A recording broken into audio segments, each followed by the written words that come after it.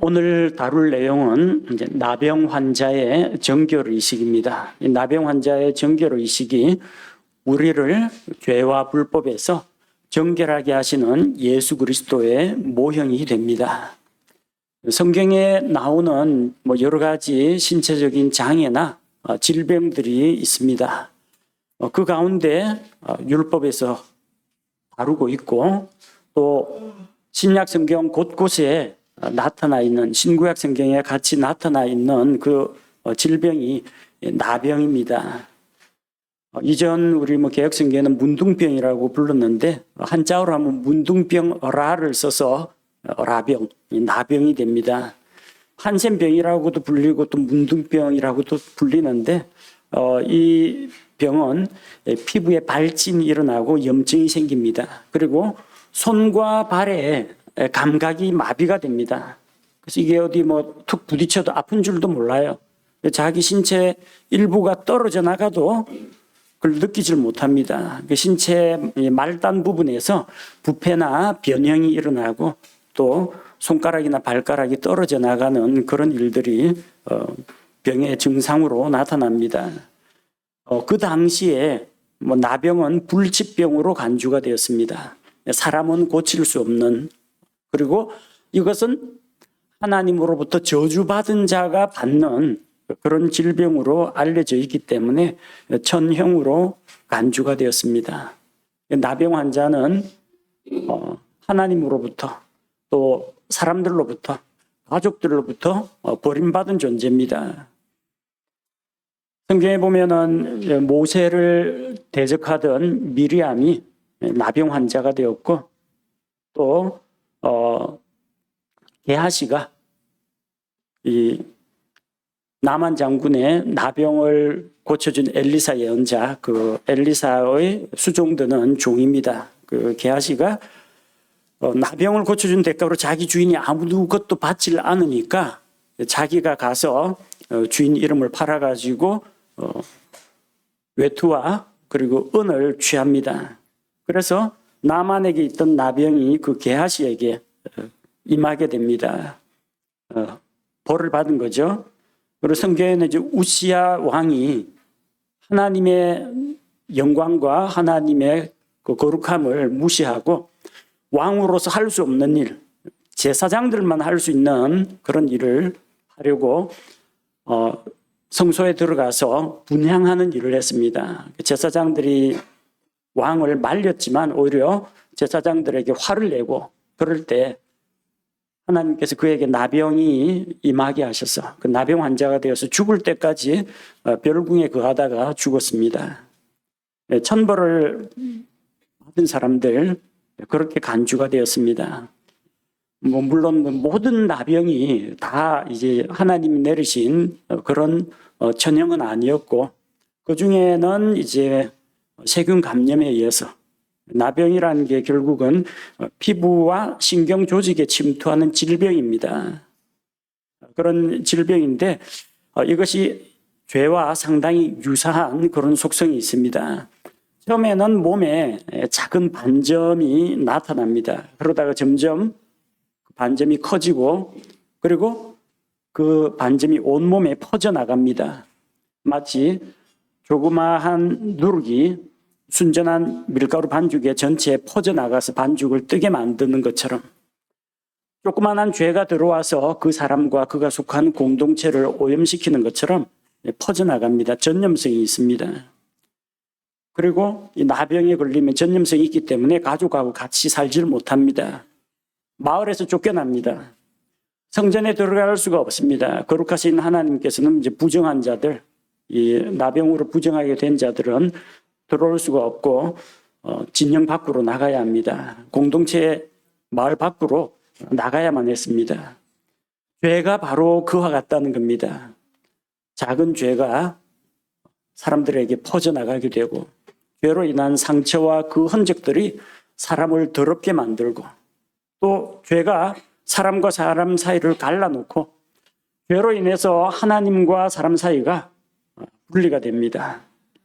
그래서 나병은 죄와 그런 유사한 특징이 있습니다. 다른 질병들에 대해서 하나님께서 어떤 치료책을 내놓으신 것이 아니라 민수기라든지 레위기라든지 이런 데 말씀해 보면은 나병 환자는 정결하게 하는 의식을 거쳐야 되고, 그리고 정결하게 된 뒤에야 진영 안에 들어올 수가 있고 마을로 들어올 수가 있고 하나님 앞에 나아갈 수가 있었다는 겁니다. 그래서 나병이 죄와 비슷하다면 나병 환자는 죄인들과 비슷합니다. 나병 환자가 정결하게 된다는 것은 죄로부터 정결하게 되는 것과 유사한 점들이 있습니다. 어떤 점에서 나병 환자의 정결의식과 예수 그리스도의 십자가 구속 사역이 유사한 측면을 지니고 있는지 살펴보도록 하겠습니다. 나병 환자는 그 당시 성경시대에 사람으로서는 해결책이 없었습니다. 오직 하나님만이 고칠 수가 있었습니다. 그래서 시리아에서 나만 장군이 와서 이스라엘 왕 앞에 와서 나병을 고쳐달라고 왕의 편지를 가지고 오니까 이스라엘 왕이 내가 어찌 하나님이관데 이 사람의 나병을 고칠 수 있겠느냐, 이건 틀림없이 우리나라에 시비를 걸어가지고 침략하려고 하는 것이다, 그렇게 말할 정도였습니다. 그런데 그때 예언자 엘리사가 그 사람을 나에게 보내라 해가지고 나만 장군이 엘리사에게로 찾아갑니다. 열왕기하 5장 14절 말씀해 보면은 나만 장군이 고침을 받는 그 내용입니다. 이에 그가 내려가서 하나님의 사람 엘리사, 하나님의 사람의 말대로 요르단 속에서 7번 몸을 담그니 그의 살이 다시 나와 어린아이의 살같이 되고 그가 정결하게 되었더라. 이 나만 장군의 나병을 고친 것은 요르단강 강물이 아닙니다. 이 나만의 나병을 고친 것은 엘리사가 아닙니다. 하나님께서 그를 고치셨습니다. 하나님께서 고침받는 비결을, 방법을 말씀으로 일러주셨고 그 말씀을 믿고 그 말씀대로 행하니까 나병이 나은 것입니다. 오직 하나님만이 나병을 고칠 수가 있습니다. 신약시대에도 제사장들도 있고 수많은 의원들도 있지만 사람은 나병을 고치지를 못합니다. 복음서에 보면 오직 예수님께서 나병 환자들을 고쳐주시고 그들을 정결하게 해주신 것을 볼 수가 있습니다. 누가복음 17장 14절 말씀에 보면 그분께서 그들을 보시고 그들에게 이르시되 가서 제사장들에게 너희 몸을 보이라 하시니 그들이 가다가 정결하게 되니라. 그들은 누구냐 하면은 10사람의 나병 환자들입니다. 그들이 예수님께 불쌍히 여겨달라고 소리를 지르며 간청하니까 예수님께서 말씀만으로 그들을 고쳐주셨습니다. 그래서 일단 고침을 받으면 그때는 아직 구약시대이기 때문에 자기가 정결하게 되었다는 것을 제사장에게 보이고 감정을 받아야 됩니다. 제사장이 진단해서 정결하다 하면은 정결하게 하는 예물을 드리고 공식적으로 나병에서 나았다는 것을 선포하게 됩니다. 그러나 그것은 제사장이 하는 것은 마지막에 최종 확인과 진단, 선포하는 일이지 제사장이 고치는 일은 하지 못했습니다. 누가 고쳤습니까? 예수님께서 말씀으로 그들을 고쳐주셨습니다. 하나님만이 나병 환자를 고칠 수가 있습니다. 예수님만이 나병 환자를 고칠 수가 있습니다. 하나님만이 죄들을 용서할 수가 있습니다. 예수님의 십자가의 보혈만이 죄인들을 그 죄와 지옥 형벌에서 건져낼 수가 있습니다. 나병 환자는 몸이 썩어 문드러집니다. 문드러지다라는 말에서 문둥이라는 말이 나왔습니다. 근데 이게 문둥이라는 게 문둥병을 앓는 사람을 이제 문둥이라고 하는데 이 경상도 지역에서 이 문디 같은 이런 식으로 하면 욕이 되기 때문에 이 문둥이라는 말 대신에 그 정확한 병명으로 그 나병 환자 이렇게 표기를 한 겁니다. 이 몸이 썩어 문드러지기 때문에 이게 어디 말단부터 신경 조직이 마비가 되고 이 피부에 괴사가 일어나는데 딱 치다 보면 손가락이 떨어져 나가는데 자기 손가락이 떨어져 나가도 그걸 몰라요. 손발에 이런 기형과 변형이 생깁니다. 썩은 거기 때문에 본체에서 생명을 잃었어요 이미. 끝이 잘려나가도 모르는 겁니다. 나병에서 벗어났다는 건 뭘 말합니까? 이 썩어가던 몸이 정결하게 되어가지고 새로운 몸을 입게 되는 걸 이야기합니다. 마찬가지로 우리도 죄로 인해서 사망이 찾아왔고 우리는 이 세상에 태어나서 살아가는 게 아니라 죽음을 향해 나아가고 있습니다. 우리 영은 다시 태어나고 우리 혼은 지옥 형벌에서 구원받았지만 우리 이 현재의 몸, 이 생물학적인 이 육체는 죽음을 향해서 가고 있습니다. 그런데 이 결국은 죽어서 썩어 땅의 흙으로 돌아갈 이 몸이 예수님을 만나서 이 죄의 문제를 해결하면은 이 썩을 몸이 썩지 않는 그런 몸이 된다는 겁니다. 고린도전서 15장 53절 말씀처럼 이 썩을 것이 이 현재 육신입니다. 이 썩을 것이 반드시 썩지 아니함을 입고 거룩하고 영광스럽게 변화된 몸입니다. 부활의 몸입니다. 이 죽을 것이 반드시 죽지 아니함을 입으리로다. 낡고 쇠하고 썩고 병들고 죽는 이 몸이 예수님으로 말미암아 그분의 부활의 권능으로 말미암아 우리는 죽지 않는 몸, 썩지 않는 몸, 영광스러운 몸으로 변화된다는 겁니다. 나병 환자가 고침을 받은 것과 같이 죄에서 구원받은 사람들은 썩지 않는 영광스러운 몸을 입게 될 것입니다. 나병은 전염성이 있다고 했습니다. 물론 이제 햇빛에 노출되면 그 균은 죽어버리지만 나병 환자와 이 신체적인 접촉이 있었다거나 그 사람의 그 어떤 진액이 있는 그런 옷이나 이런 것들을 자기가 입었다거나 할 때 그 사람만의 피부에 어떤 상처가 있으면은 그대로 감염이 됩니다. 나병 환자가 쓰던 면도기 딱 쓰다가 상처가 났다 그러면은 그게 전염이 된다는 겁니다. 그래서 나병 환자와 접촉하면은 부정하게 되기 때문에 가정에서도 마을에서도 살 수가 없고 동네 밖으로 내쫓아서 거기서 살도록 했습니다. 밖에 떨어져 나와서 살도록 했습니다. 근데 사람들이 지나가다가 나병 환자를 만나게 되면은 나병 환자는 자기 입을 가리고 나는 부정한 사람이요, 나는 부정한 사람이요 이렇게 외치면서 자기에게 다가오는 것을 막아야 했습니다. 안 그러면 모르고 그 사람하고 접촉을 할 수가 있기 때문에 사실 이게 상당히 잔인한 형벌입니다. 사람들로부터 손가락질 당하고 돌팔매질 당하고 마을에 못 들어가고 쫓겨나는 것뿐만 아니라 자기 스스로 자기가 더럽고 부정한 사람이라는 것을 자기 입술로 이야기하고 나에게 가까이 오지 말라고 해야 되는 그런 상태입니다. 아무도 반겨주지 않습니다. 그런데 오직 예수님은 나병 환자를 맞이해 주셨습니다. 아까 누가복음에서는 예수님께서 말씀만으로 고치셨죠. 근데 마태복음 8장 3절에 보면요. 또 다른 방식으로 나병 환자를 대하십니다. 마태복음 8장 3절에 예수님께서 손을 내밀어 그에게 대시며 이르시되 내가 원하노니 너는 정결할지어다 하신즉 곧 그의 나병이 정결하게 되니라. 사실 예수님 하나님이시고 또 거룩하신 분이고 능력이 있으니까 만져도 감염 안 된다 그럴지라도 이거 더럽고 냄새가 나고 진물이 질질 흐르는데 그 사람에게 손을 댄다는 건 쉬운 일이 아니에요. 근데 예수님께서는 그 사람을 손을 대고 말씀을 하셨습니다. 굳이 손 안 대도 그냥 가까이 오지 마라. 내가 말만 가지고 고칠 테니까 거기 앉아 있으라. 그래도 괜찮아요. 어쨌든 고침을 받을 거 아닙니까? 손을 대셨어요. 뭘 말합니까? 나병 환자에 대한 긍휼과 예수님의 연민을 이야기합니다. 우리도 다른 사람, 아픈 사람의 말로 위로하는 거는 얼마든지 하죠. 근데 그 아픈 사람 끌어안고 같이 울면서 따라서 울면서 같이 마음 아파하고 같이 눈물 흘려줄 그런 사람이 있다면 얼마나 마음에 감동이 되겠습니까? 예수님 그걸 보여주셨어요. 분명히 지금 예수님께서 사역하던 이 시대는 아직까지 십자가 구속이 완성되지 않았기 때문에 구약 시대입니다.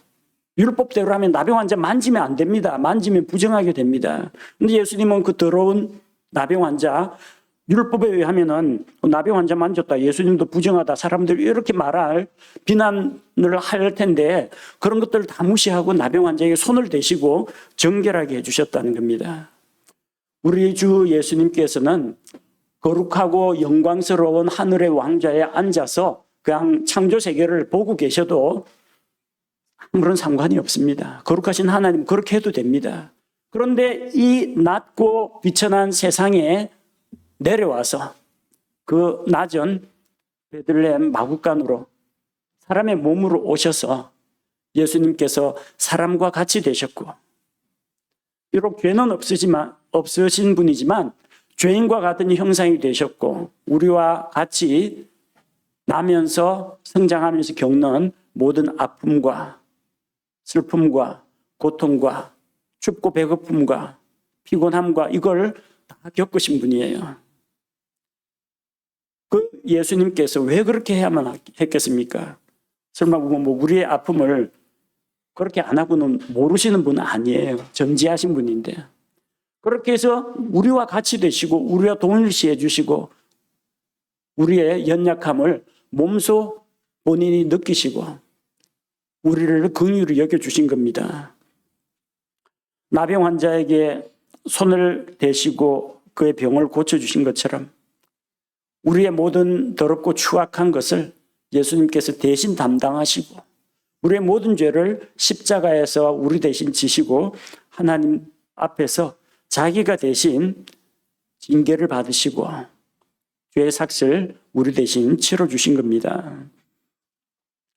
나병 환자는 정결하게 되어야만 성전에 들어갑니다. 정결하지 않은 부정 환자는 성전에 나아올 수가 없습니다. 나병이 다 낫고 제사장이 진단해가지고 이제는 이 사람은 정결하다 판정이 나면은 그제서야 하나님 앞에 나아갈 수가 있습니다. 나병 환자처럼 죄인들은 존귀하시고 두려운 위험 가운데 있는 재판장이신 하나님 앞에 감히 나아갈 수가 없습니다. 그냥 하나님 앞에 떳떳이 서지를 못하고 그냥 엎드려 두려움 가운데 떨 수밖에 없습니다. 그런데 예수님께서 우리 나병과 같은 그 죄를 자기의 십자가의 보혈로 다 해결해 주시고 우리를 이끌어서 하나님 앞으로 인도하여 주셨습니다. 우리는 아무런 공로가 없지만 예수님을 힘입어 예수님이 우리를 정결하게 하셨기 때문에 하나님 앞에 나아갈 수가 있습니다.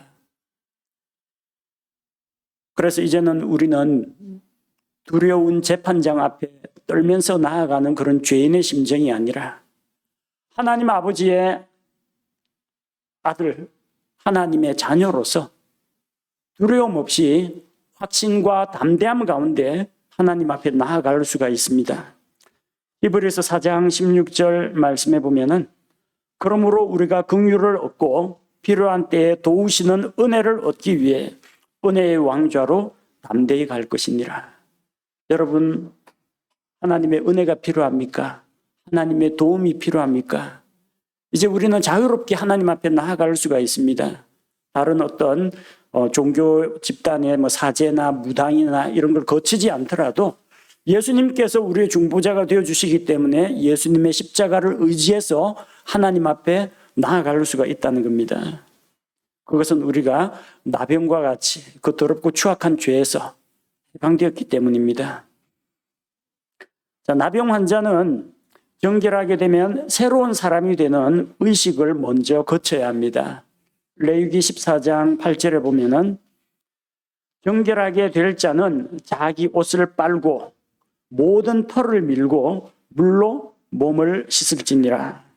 그리하면 그가 정결하게 되리니 그 뒤에 그는 진영에 들어오고 자기 장막 밖에서 이레를 거할지니라. 정결하게 되더라도 거쳐야 될 절차가 있습니다. 자기 옷을 빨아야 됩니다. 거룩함의 표시 가운데 하나가 자기 옷을 빠는 걸로 성경에 나타나 있습니다. 우리는 자기 옷을 빨아야 됩니다. 여러분 입고 있는 지금 현재 있는 그 옷이 아니라 하나님 앞에 나아갈 때 그리스도의 피로 속죄하는 어린 양의 피로 우리의 예복을 깨끗하게 빨아서 그 옷을 입고 하나님 앞에 나아가는 겁니다. 모든 털을 밀라고 했습니다. 머리털만 말하는 게 아니에요. 머리털, 수염, 겨드랑이, 피부에 나와 있는 잔털까지 다 미는 겁니다. 이 털은요, 계속해서 자랍니다. 무덤에 사람을 장사를 지내도요, 생명은 이미 끊어졌지만 이 머리카락은 계속 자란다고 하더라고요. 일정 기간 동안에.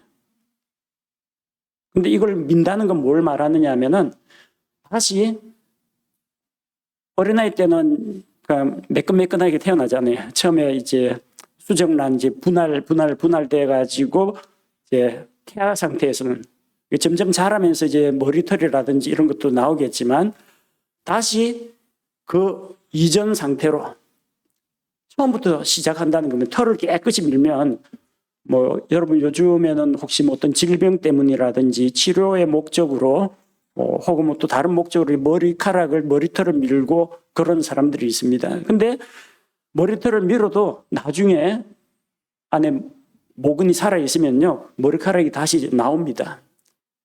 쫙 다 털을 밀고 다시금 털이 나온다는 거지, 다시 새로 인생을 시작한다는 이야기입니다. 하나님 앞에 이전 삶은 지나갔습니다. 이제 내가 어린아이처럼 하나님 앞에 다시 시작합니다. 다시 정결하게 되어서 시작합니다. 그 의미로 털을 미는 겁니다. 그리고 물로 몸을 씻을지니라. 우리는 예수 그리스도의 피로 씻겨졌습니다. 정결하게 하는, 교회를 정결하게 하는 말씀으로 또 우리는 씻어졌습니다. 그렇게 할 때 그가 정결하게 되고 진영에 들어올 수가 있다라는 겁니다. 우리는 예수님을 믿어서 새롭게 되었습니다. 새롭게 되었다는 이야기가 낡은 거 재활용품 적당히 씻고 해가지고 깨끗하게 씻어가지고 새 것처럼 만들어 놨다. 옛날 건데 그냥 도색만 촥촥 새로 해가지고 새 것처럼 보이게 만든 게 아니라 완전히 새롭게 되었습니다. 고린도후서 5장 17절에서 그런즉 누구든지 그리스도 안에 있으면 그는 새로운 창조물이라. 옛 것들은 지나갔으니 보라 모든 것이 새롭게 되었도다. 낡은 거 뭐 수리하거나 땜빵해가지고 새롭게 만든 게 아니에요. 유리나 이 금속으로 이야기하자면 한번 일단 녹였다가 다시 창조한 겁니다. 새롭게 된 겁니다. 우리는 죽다가 살아난 사람들이 아니에요. 죽었다가 다시 산 사람입니다. 그리스도와 함께 십자가에 못 박혀서 죄에 대하여 죽고 하나님을 향하여 의에 대해 살아난 새롭게 산 겁니다. 그래서 생명의 새로움 속에서 새롭게 걸어가는 겁니다. 지난 삶은 뭐냐? 지나갔습니다. 예수님을 믿고 내가 거듭난 그 순간에 새로운 인생, 제2의 인생이 된 겁니다. 마치 이 부정하게 된 자가 자기 털을 다 밀고 다시 처음부터 털이 나서 자라는 것처럼 우리는 하나님 앞에서 전적으로 새로운 삶을 삽니다. 예수님을 믿음으로 말미암아 새로운 창조물이 된 겁니다. 나병 환자의 정결하게 하는 의식에 사용하는 물품들을 보면 예수님의 십자가 사역의 모습이 드러나 있습니다.